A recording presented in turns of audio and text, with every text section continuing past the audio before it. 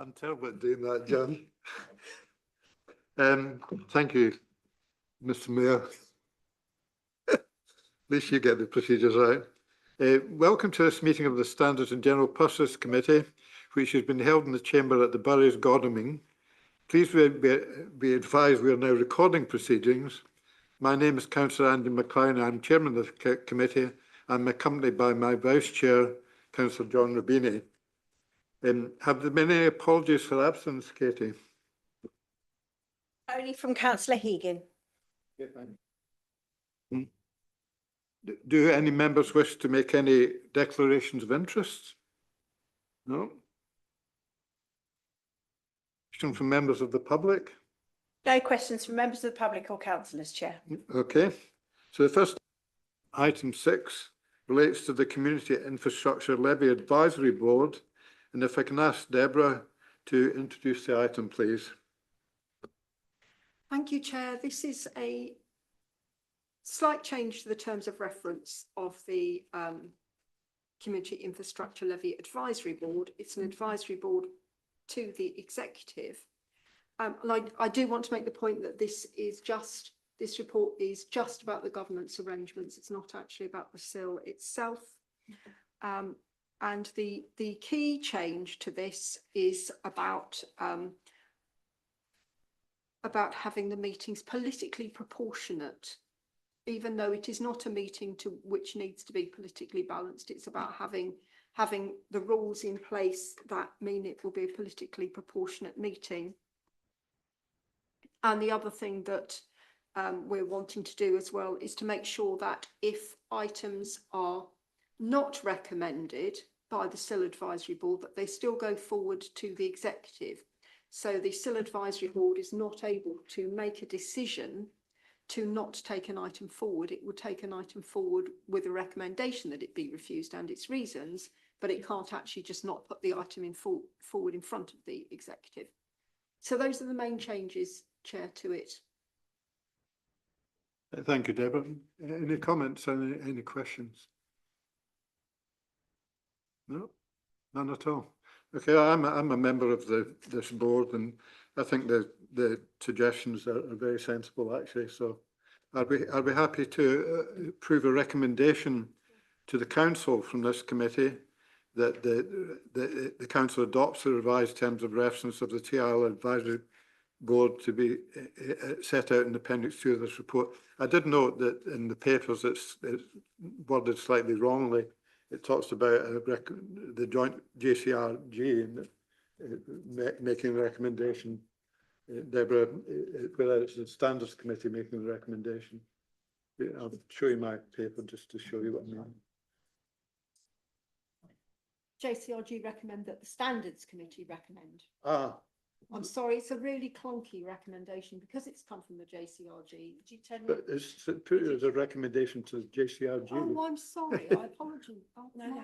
Did you turn your microphone on? Sorry, apologies for that. Yes, it should have said recommendation to the Standards Committee. Yeah, okay. I'm happy to second. Are we all agreed? Yeah. Okay, thank you. So the next item is the pension scheme thresholds. And again, Deborah, would you be good enough to introduce the item? Thank you, Chair. So this is a proposal to bring in an e-petition scheme for Waverley that is broadly the same as Guildford's, purely for the reason that actually Guildford's e-petition scheme is pretty good. And I think that the limits that were set in Waverley are incredibly high. They would have been the statutory limits at the time that petition schemes were brought in, and they haven't been looked at since, which means that we can't actually even keep track of any petitions, because unless you get 500 signatures, they're not treated as a petition.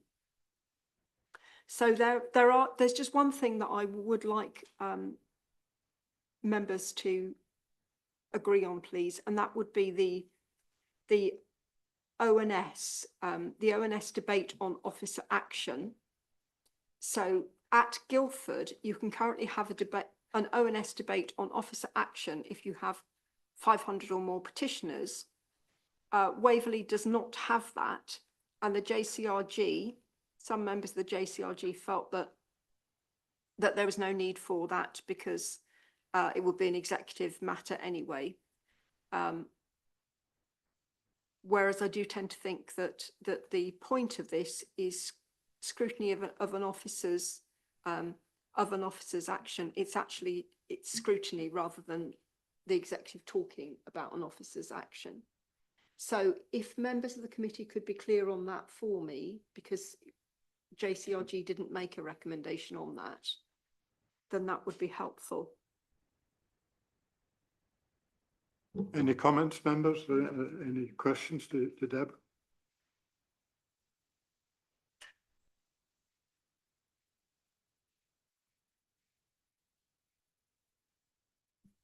Michael? I wasn't at the JCRG when this matter was debated, because I think it must have been sometime in February, when I wasn't around. But I mean, I think if it's being suggested for ONS debate on officer action, we ought to put something in as being suggested. I did check with Guildford and they said it had never happened. It's just, it would seem for completeness, it's easier to just have the whole scheme that mirrors Guildford.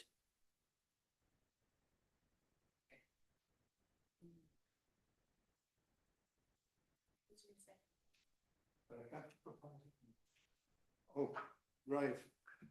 Microphone. Right. Michael. Oh,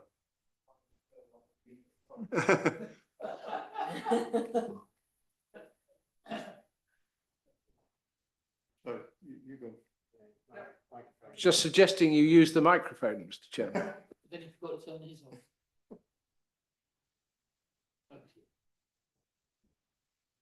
Sorry.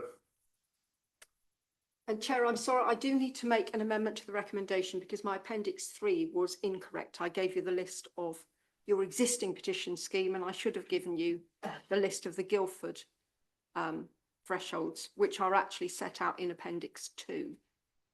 So therefore, I would suggest that the recommendation you want to be moving is numbers 2 and 3, but that the thresholds for the petition scheme be revised to the levels set out for Guildford Borough Council.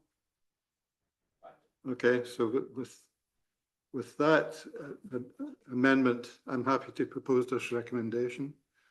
Do I have a seconder? I'll second it. Thank you. Do we agree? Thank you. Right, the next item is executive decision making.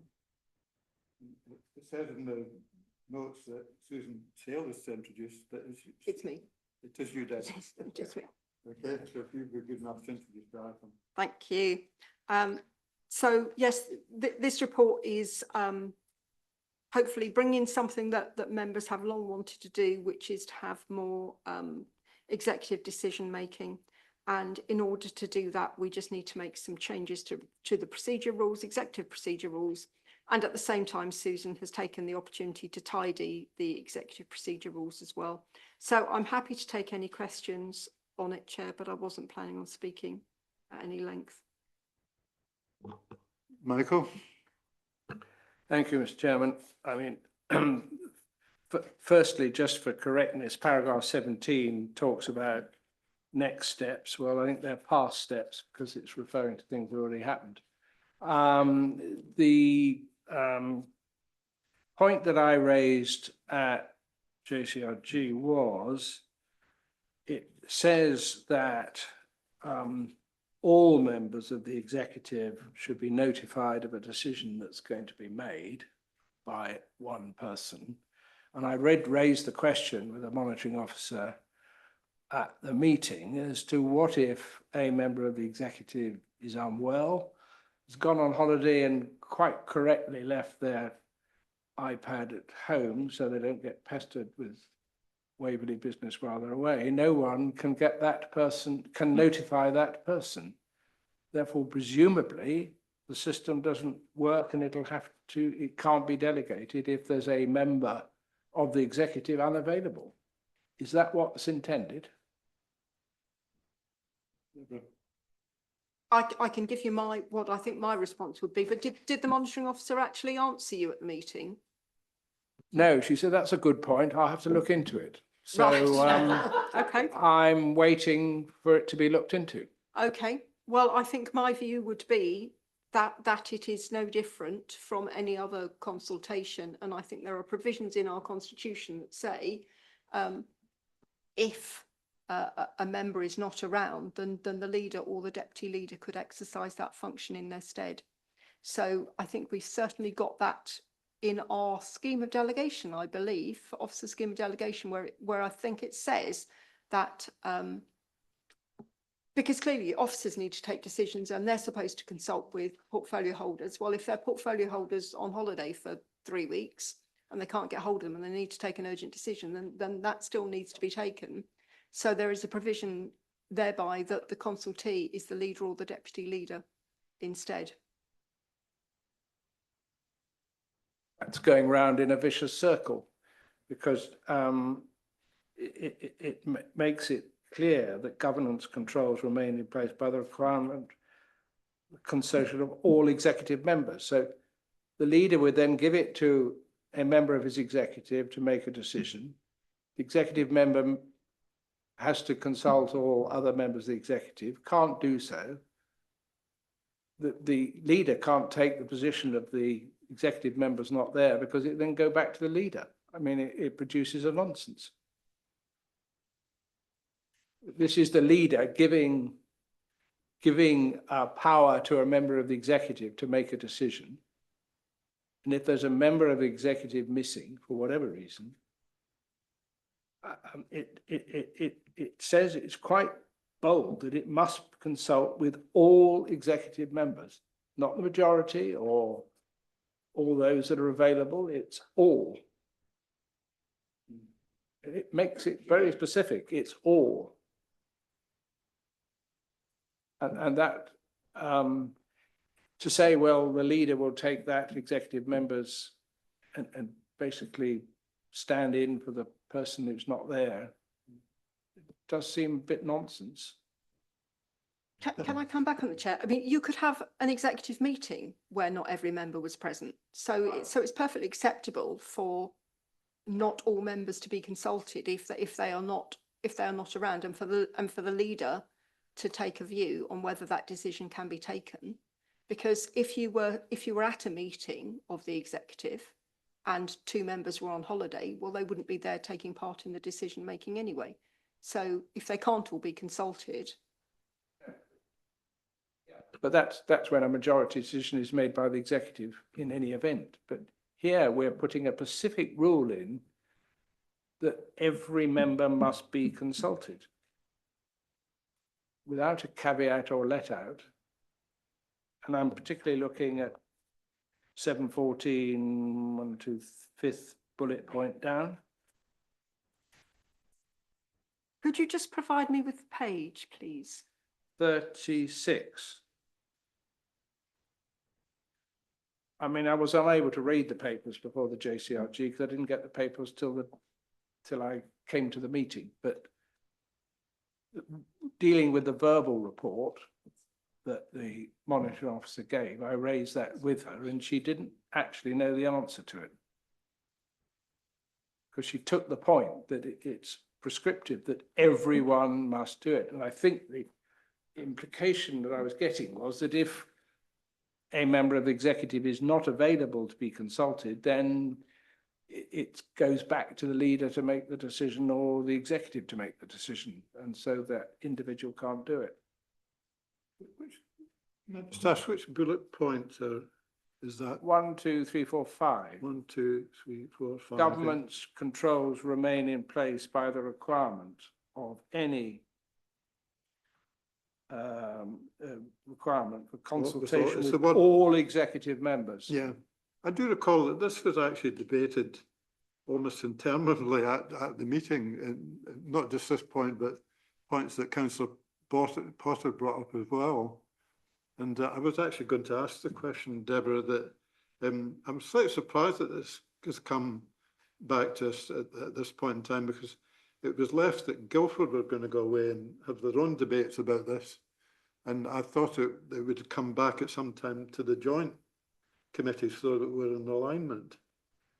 So I'm slightly surprised that this has come back and some of the issues weren't resolved at the meeting itself, at the JCRG. Okay, my understanding is this was deferred at Guildford, but that the leader is keen to bring it in at Waverley.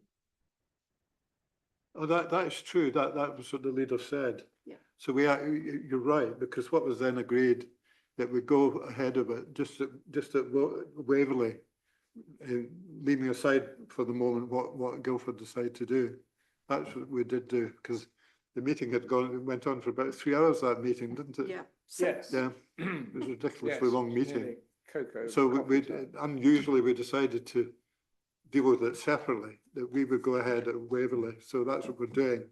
But you're still making the point that we haven't got it quite right in terms of this particular word where it says all members. So I think it needs to say all necessary Yes, executive or members. Yeah. available members, or, I mean, it's no grief to me because this is something that just happens within the Yeah. executive bubble. Yeah, And as I'm not on the executive, it's probably academic to me at all, but I just could see a practical problem.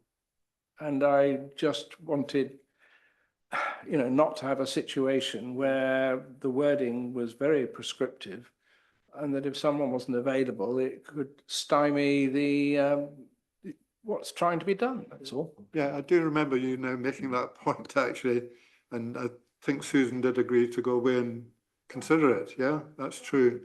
But it got lost in my mind amongst all the plethora of stuff that George Potter had brought up in terms of Guildford issues, because he had a load of other issues that he wanted to address.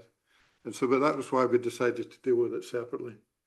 Yeah, so I think we'd be happy to do this with the amendment that Councillor Goodrich is asking for, just to change that word from all to all necessary. Sorry, Gemma, Stanley.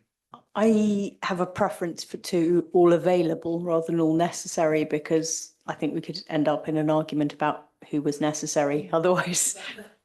I think that does seem like better wording. I agree. Would you agree, Michael?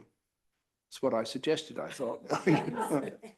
Somebody said necessary. I actually said necessary because I wasn't convinced that I every said member of the available. executive Yeah. needed consulting on everything.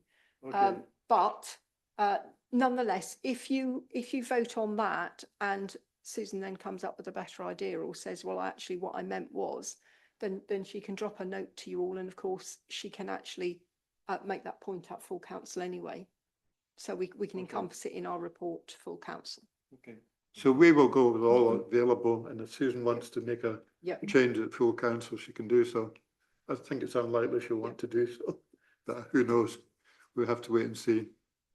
So subject to that, are we happy to agree the recommendations? Oh, sorry, I'm proposing it. Councillor Binning seconded it. Are we happy to agree it? Agreed. Finally, thank you. Well, thank you all for spending so long this evening. These joint meetings but the meeting's now closed, by the way. I'm talking informally now.